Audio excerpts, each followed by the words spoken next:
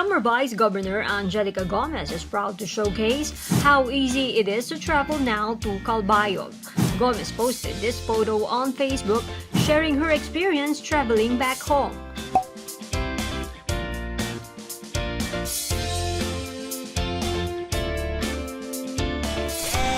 When the newly renovated Calbayog Airport was inaugurated last May 5, Gomez was among the politicos who attended the event.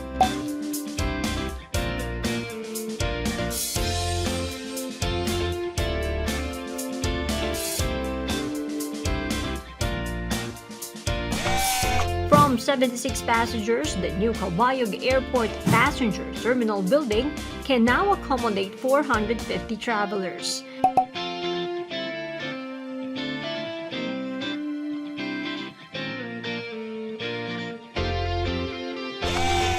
The event was also attended by DOTR Secretary Arthur Tugade and Samar 1st District Representative Edgar Sarmiento.